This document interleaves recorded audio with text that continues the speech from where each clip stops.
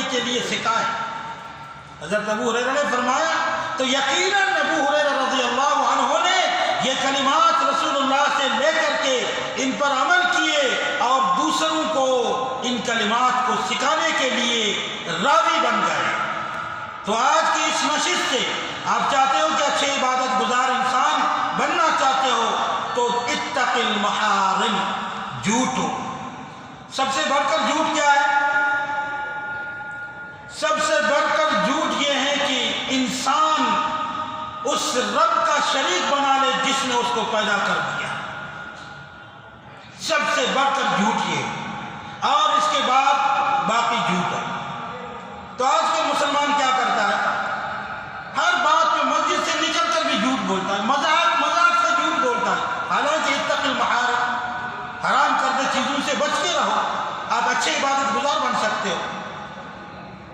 تو علم حاصل کرنا، علمی مجالس میں بیٹھنا، تفقہ فی الدین یہ ضروری ہے میرے بھائی، تاکہ ہم عبادت تو کرتے ہیں، جو محروم ہے عبادت سے تو وہ محروم ہے، جو عبادت کرتے ہیں، عبادت کرنے والے لوگ ہیں، وہ بھی حرام کردہ چیزوں سے بچ نہیں سکتے ہیں، جانتے نہیں ان کو، مذاق کو، جھوٹ کو مذاق سمجھتے ہیں، چالاکی۔ ایک اور حاجی صاحب، مکہ میں ایک حاجی صاحب حج کرنے کے لیے آیا تھا۔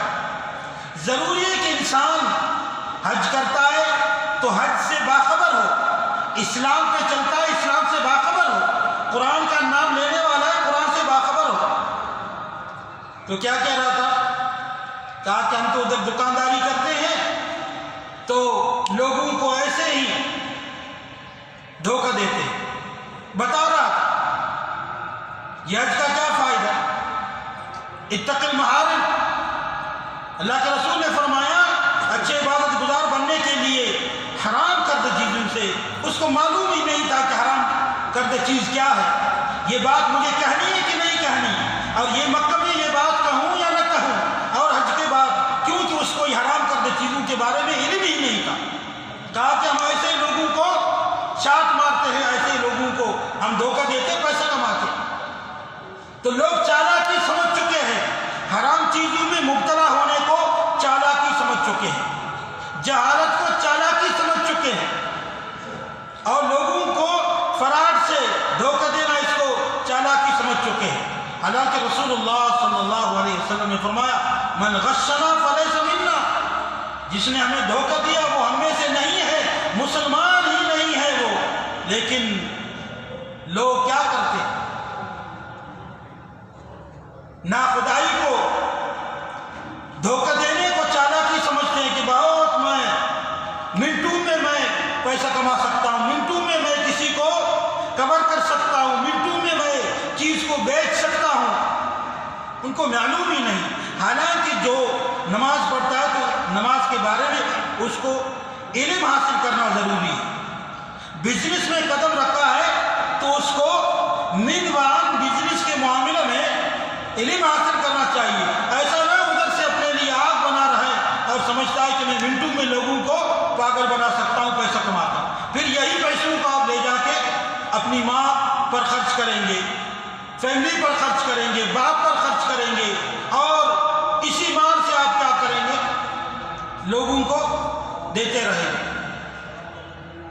اسی طرح ایک بڑے سے بڑے انجینئر آفیسر میرے سامنے ایک دسترخوان پہ ان کے ہی گھر پہ بیٹھے ہوئے تھے کھانے پر، کیا ہے؟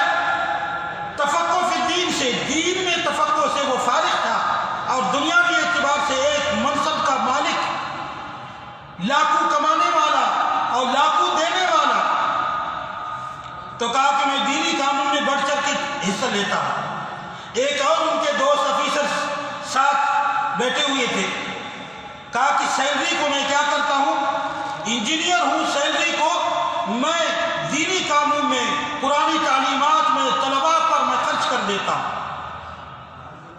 اور اس کے دوست نے کہا کہ پھر آپ اپنے اوپر کیا خرچ کرتے ہو؟ آپ تو سیلری کو خرچ کرتے ہو ادھر ادھر۔ کہا کہ ادھر ادھر سے پیسہ آتا ہے ہمارے پاس۔ کہا کہ یہ تو اسلام میں جائز نہیں ہے۔ تو دیکھو میرے بھائی، انجینئر 50-60 سال کی عمر میں کیا کہا؟ جاہل کی کیا اسلام ہے؟ جاہل کا کیا اسلام ہے؟ ادھر سے خرچ کر رہا ہے سیلری کو، اور کہا کہ رشوتوں سے ہم اپنے گھر کو چلاتے ہیں، اور سوال کرنے والے نے کہا کہ یہ تو جائز نہیں ہے، کہا اسلام کا کیا، جاہل کا کیا اسلام ہے، کیا دین ہے؟ تو اس طرح انسان تفقہ فی الدین کے سوا اگر کہیں نیکی بھی کرنا چاہتا ہے تو غلطی کر دیتا ہے۔ حلال پیسے کو کیا کرتا ہے؟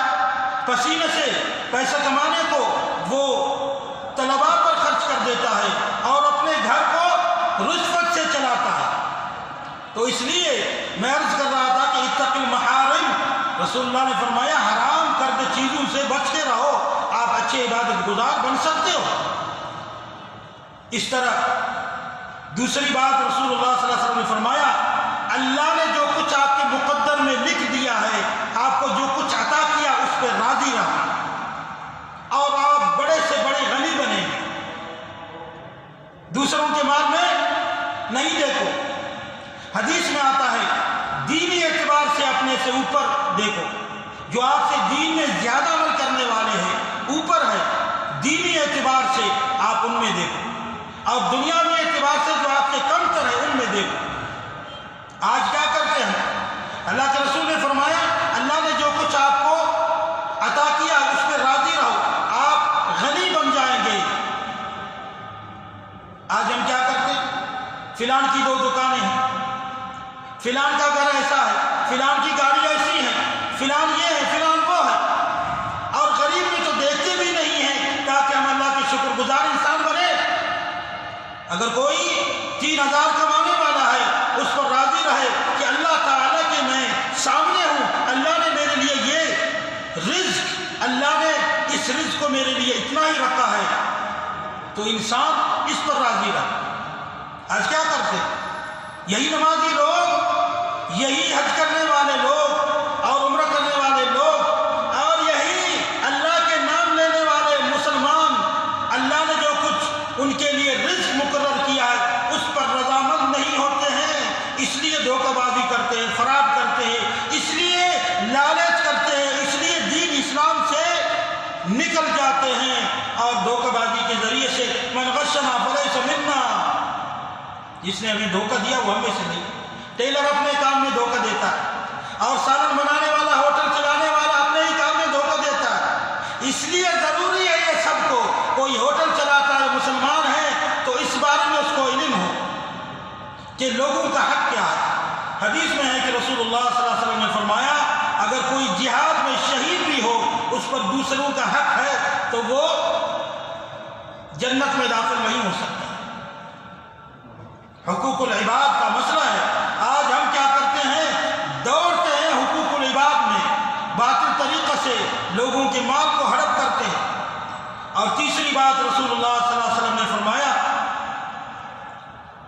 اللہ کے رسول علیہ السلام نے تیسری بات فرمایا کہ اپنے پڑوسی کا خیال رکھو، ان کے ساتھ اچھے سلوک کرو، آپ اچھے مومن بن سکتے ہو، اچھے ایمان والے بن سکتے ہو۔ آج کیا کرتے ہیں؟ ایک روم میں اگر 2 آدمی ہیں ایک ہی بلڈنگ میں پڑوسیوں کو تنگ کرتے ہیں۔ حالانکہ رسول اللہ صلی اللہ علیہ وسلم نے فرمایا جب آپ سالن بناؤ تو سالن میں شوربہ زیادہ رکھو تاکہ اپنے پڑوسیوں کو دے دو۔ آج کڑھائی کے شوقین ہیں لوگ، کڑھائی بنا کے خود ہی اپنے گھر پہ۔ میں نے کسی سے کہا کہ بھائی آپ اپنے پڑوسی کو کیوں کچھ نہیں دیتے ہو؟ آپ بیچلر لوگ آپ کے پاس رہتے ہیں، آپ کے آس پاس میں۔ کہا کہ بھائی یہ تو یہاں طریقہ نہیں ہے، رواج نہیں ہے، ہم ڈرتے ہیں کیا ہوگا۔ اس طرح جان چھڑانے کی کوشش کرتے لوگ۔ آپ کے روم میں اگر دوسرے ساتھی ہے سالن بناؤ، جیسے ہمارے ایک ساتھی ہیں یہاں ماشاءاللہ بیٹھے ہوئے ہیں، فرماتے ہیں کہ ہم 2 ساتھی ایک فلیٹ میں رہتے ہیں کافی سالوں سے، اور ہم ہر ایک کی طبیعت الگ ہے، سالن الگ الگ بناتے ہیں، لیکن ایک ہی سفرہ پر، ایک ہی دسترخوان پہ مل کر کے کھانا کھاتے ہیں۔ وہ مجھ سے بھی سالن طے کرتا ہے، میں ان سے بھی سالن طے کرتا ہوں۔ اس طرح میرے بھائی پڑوس کے دروازوں کو کھٹکھٹاؤ، کبھی ٹماٹر لیتے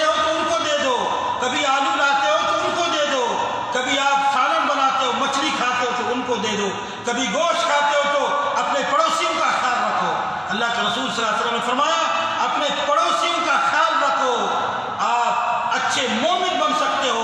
کس کی گواہی سے؟ رسول اللہ کی گواہی سے۔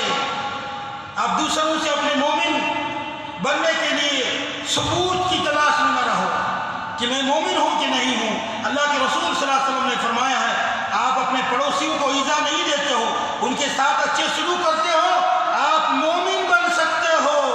آپ کو پوچھنے کی ضرورت نہیں ہے، کتابوں کو تلاش کرنے کی بھی ضرورت نہیں ہے، فتویٰ سننے کی ضرورت نہیں ہے۔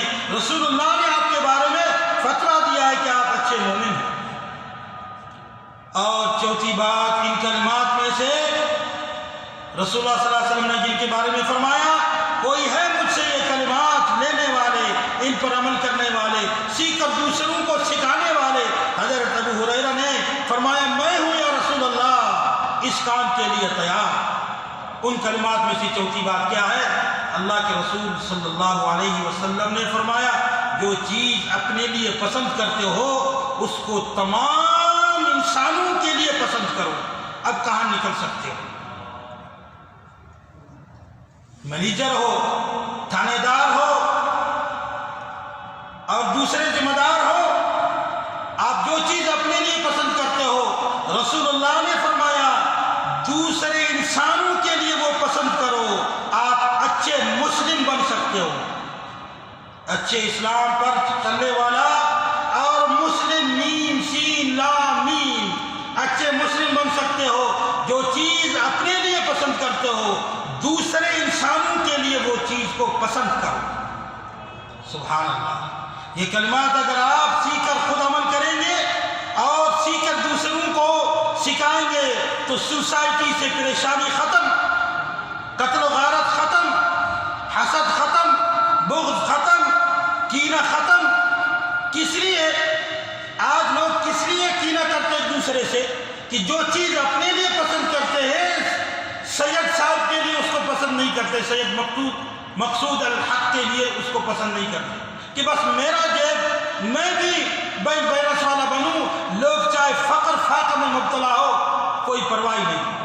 لیکن رسول اللہ صلی اللہ علیہ وسلم نے یہ کلمات اللہ کے رسول صلی اللہ علیہ وسلم نے ہمیں تحفہ کے طور پر، وصیت کے طور پر، نصیحت کے طور پر دے چکے ہیں۔ ان میں سے ایک کو اگر ایک جملے کو ہم لے لیں، مثلا اسی جملے کو ہم لے لیں کہ جو چیز اپنے لیے میں پسند کرتا ہوں دوسروں کے لیے اس کو پسند کروں، بات ہی ختم۔ آج ہم جو اپنے لیے عکس چلتے ہیں، حرام سے بچتے نہیں ہیں۔ اسی طرح اللہ تعالیٰ نے جو ہمارے لیے تقسیم کیا ہے، جو رزق ہمیں دیا اس پہ راضی نہیں ہوتے۔ اسی طرح پڑوسیوں کے ساتھ ہم حسن سلوک نہیں کرتے ہیں۔ اور چوتھی بات کیا ہے؟ جو چیز اپنے لیے پسند کرتے لوگوں کے لیے پسند نہیں کرتے۔ میں تو مثال دیتا رہتا ہوں، کہیں پر معاملہ کرو، کہیں پر آپ اپنے آپ کو اس آدمی کی جگہ پر اپنے آپ کو کھڑا کر دو۔ مثال کوئی گھر بنانے والا ہے، کسی کے لیے گھر بنا رہا ہے، اب ان کے پاس چاہے کروڑوں کھربوں پیسے ہیں، آپ اپنے آپ کو اس کی جگہ پہ کھڑا کر دو، گویا کہ گھر میں بنا رہا ہوں، وہ بنانے والا ہے، وہ بنوانے والا ہے، تو کتنے پیسے میں؟ اس طرح دکاندار کے پاس جاؤ، ہوٹل والے کے پاس جاؤ، یعنی دکاندار کے پاس کوئی آئے، ہوٹل والے کے پاس کوئی آئے، اس گراہک کو اس کی جگہ پر اپنے آپ کو وہ سمجھے، تو پھر دیکھ لینا کہ معاشرہ میں کیا ہے۔ معاشرہ میں اللہ تعالیٰ اس معاشرہ کو صحیح معاشرہ بناتا ہے کہ نہیں۔ اور چوتھی بات کیا ہے جس میں ہم مبتلا ہے سب، اور آج کل پھر ڈرامے وغیرہ لوگ دیکھتے ہیں اور بھی ہنستے۔ رسول اللہ صلی اللہ علیہ وسلم نے فرمایا کہ کثرت سے مت ہنسو، کیونکہ کثرت سے ہنسنا کیا ہے؟ دل کو مار دیتا، دل کو میت کر دیتا۔ لوگ کیا کرتے ہیں؟ مثال کے طور پر ہم آج صبح سے 5 سے آپ صبح کر چکے ہو، ابھی 9-8 بج رہا، تو کتنے بار ہنسے ہو؟ کیسے ہنسے ہو؟ رسول اللہ نے فرمایا کہ اللہ کے رسول نے حکم دیا ہے کثرت سے زیادہ مت ہنسو، کیونکہ ہنسنا دل کو مار دیتا ہے۔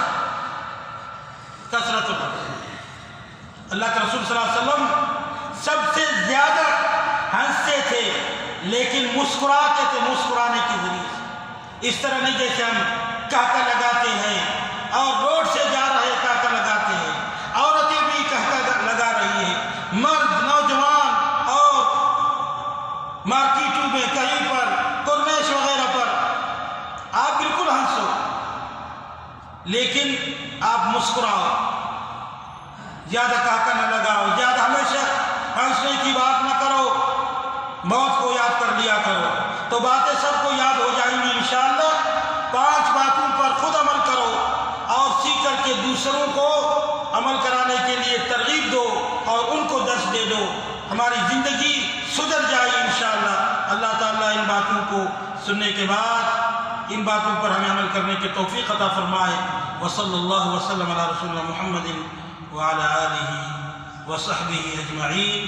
والسلام علیکم ورحمۃ اللہ وبرکاتہ.